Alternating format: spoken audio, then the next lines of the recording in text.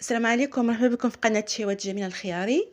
اليوم بغيت نشارك معكم هذه الوصفة ديال لي ميني كيش اللي كيجيو مرقين وهشاش، والاهم انهم لذاذ بواحد الحشوه اللي هي بسيطه ولكن كتجي لذيذه. بقاو معايا باش تعرفوا على الوصفه. هذه الوصفه غادي نصاوبها بالعجين المورق اللي كنت شاركت معكم في الفيديو السابق. غتلقاو الرابط ديالو في صندوق الوصف. بقاو معايا حتى الاخير باش تعرفوا على هذه الوصفه. بدايه غناخذ واحد قطعه من هذيك العجين المورق اللي قطعت، وكنبقى نطلقها بالمدلك على الطول، يعني ماشي ما كنبقاش نعطيها العرض، كنبقى غير نطلقها على الطول بحال شكل باندا. والعرض ديالها خاص يكون يعني نص سنتيم بحال هكاك في العرض، يعني في العلو ديال هاد الورقه هذه، يعني ماشي نبقاو نطلقوا بالمدلك حتى نقتلوا فيها الفيتاج التوراق. فكنخليوها شوي غريضه، عاد غادي نبدا نقطعها. انا قطعتها بواحد القطاعه دائريه ديال الحديد اللي فيها 6 سنتيم، لاننا خاصنا نشوفوا المول اللي غادي نمونطي فيها هاد لي ميني كيش. فانا عندي هاد الطويسات هادو صغيورين كنت خشيتهم وقيله بدرهم و30 سنتيم او درهم و20 سنتيم، زوينين الوحده. كان انا كيعجبوني هاد لي كيش اللي تيكونوا غارقين، وملي كيتفشفشوا في الطياب تيجيو بحال تقريبا بحال لي شنيك. فكناخذ ديك الدائره وتنبقى نحطها على هاد ليمول اللي دهنتهم بشويه ديال الزيت. هانتوما على هاد الشكل هذا. دائما القطاعه اللي غادي نقطع بها تكون اكبر شويه من المول اللي غادي نحط فيه هذاك العجين المورق باش تطلع ليا مع الجوانب. نتوما يمكن لكم تستعملوا هذوك المشنفين، هذوك العاديين اللي تيكونوا مشنفين ديال لي ميني كيش العاديين، حتى هما راه يخدموا. انا تعجبوني هادو، الشكل ديالهم تيعجبني ومتواجدين في الاسواق. صافي غادي نبقى على هاد الطريقه هذه حتى غادي نعمر كاع هادوك لي مول اللي عندي، وهذوك لي شوت اللي كيشيطوا لينا في لاباط فويتير ماشي كنجمعوهم وتنكوروهم، لا، باش يبقى فيها الفيطاج. غادي نوريكم الطريقه اللي غندير. انا هنا باقا كنقطع، نتوما كما قلت لكم عندي هذا السيركل ديال الحديد، وانتوما يمكن لكم ديروا هذاك الطوابع ديال لي صابلي ديال البلاستيك عاديين تقطعوا بهم. المهم غتقطعوا باي حاجه. حتى المول يمكن لكم تخدموا اي مول، كما يمكن لكم تخدموا مول كبير جماعي ماشي فردي، يعني عائلي. هانتوما شوفوا لي شيت البقايا كنحط شي فوق شي، تنقطعهم تنحط شي فوق شي وكنطلقهم بالمدلك، يعني ماشي كنجمعهم كورهم.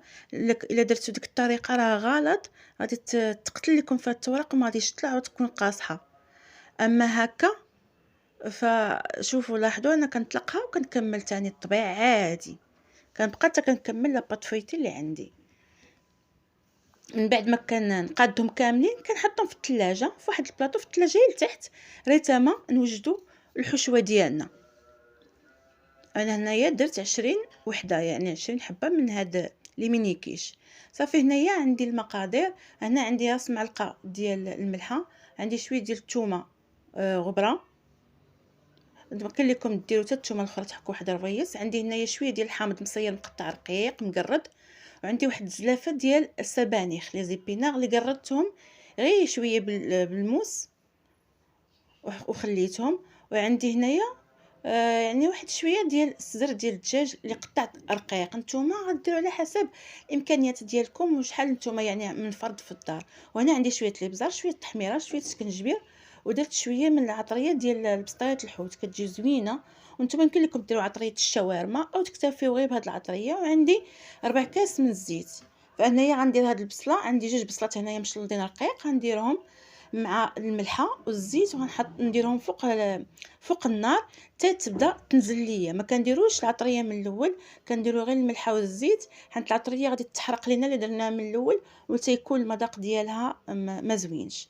صافي هنا من بعد ما بدات البصله كتنزل زدت ليها داك الصدر ديال الدجاج اللي مقطع رقيق. كما يمكن لكم تستعملوا الصدر ديال داند، لكم الاختيار، او ديروا الكروفيت او يعني الكفته اللي في استطاعتكم. فهنا غادي نبقى نحرك حتى غادي يدخل ليا الطياب في هذاك الصدر، وحتى البصله تبدا طيب. عاد غادي نبدا نزيد هادشي الاخر. هنايا زدت داك الحامض مصير كيتواتى مع الصدر ديال الدجاج كتجي فيه واحد البنه زوينه. وزدت هذيك العطريه كما قلت لكم سكنجبير وعطريه البسطايات الحوت والتحميره والثومه بودره. صافي غادي نخلط حتى يطيب لي الدجاج تماما. عاد غادي نزيد هذوك لي زيبينار. هنايا غادي نزيد واحد المعلقه اولا 2 المعالق من صوص الصوجه ونحرك. انا نسيت ما ذكرتهاش لكم مع المقادير، معلقه اولا 2 اختياريه، ولكن انا كنفضل انكم ديروها. صافي من بعد ملي غادي طيب لينا هاد الحشوه غادي نزيدو هذيك الزلافه عامره ديال لي زيبينا. نتوما ديروها لا ما بغيتوش ديروها، ولكن لي زيبينا تيجيو واعرين زوينين، غير جربوها. صافي غادي نحرك حتى كطيب ليا هاد الحشوه، يطيب ليا هذاك السبانخ. صافي ونطفي عليها هانتوما بهذا الشكل هذا، نطفي عليها ونخليها على جنب. نمشيو ملي من بعد ما كتبرد غادي نجيبو هادوك طويسات ليمول ديال لي ميني كيش، وغادي نعمرهم كل طويسه كندير فيها واحد المعلقه عامره، معلقه كبيره عامره من الحشوه هانتوما كما كتشوفوا.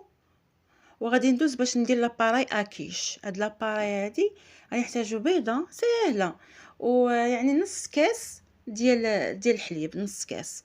وهنا عندي شويه الملح وشويه الابزار، هادشي اللي غندير فيه لانه الحشوه يعني متبله مزيان فما يحتاجش نكثر التوابل.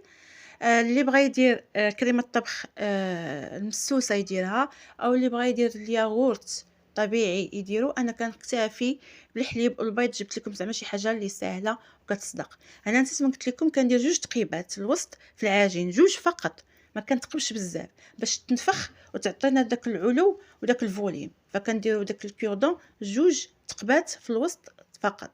وهنا كنبدا نعمر، يعني كندير واحد 2 معالق كبار من هذاك الخليط ديال لاباريا كيش فوق من الحشوه. هنايا الفران راني شعلته يسخن من الفوق من التحت باش يسخن مزيان حتى كيسخن مزيان. عاد كنطفي الفوق وتندخلهم وتنخليهم يطيبوا على عافيه متوسطه ماشي مهيله، متوسطه يعني شويه مجهده، ونخليهم حتى كيتنفخ التوريق وكيطلعوا. يعني الفران خاصو يكون سخون مزيان، انا كنشعلو من الفوق من التحت حتى كيسخن. عاد كنطفي الفوق وندخلهم. هانتوما هنايا بعد ما هنايا صورت لكم من الفران بعد ما بداو كيطيبوا، هانتوما كتشوفوا كيتحلوا وتيتهزوا. صافي من بعد ما كيطيبوا كنشوفهم تحمروا من التحت، كنهبطهم شويه يتحمروا من الفوق، ودرت عليهم شويه الفرماج محكوك حتى كيخرجوا. عاد كندير عليهم الفرماج المحكوك يذوب في هذيك السخونيه. هانتوما كما كتشوفوا تيجيو محمرين، تيجيو انا تعجبوني هذا الشكل هكا، يعني عشوائي ومفشفش وكبير، تعجبوني بصراحه، تيجيو لذاذ. هذا هما الشكل ديالهم بعد ما حيدتهم من ليمول ديالهم. هانتوما كي كيجيو تيجيو وانا تعجبوني هكا مفشفشين. نتمنى الفيديو ديال اليوم ينال اعجابكم، ما تنساونيش من البارطاج واللايكات. دمتم في رعايه الله والسلام عليكم.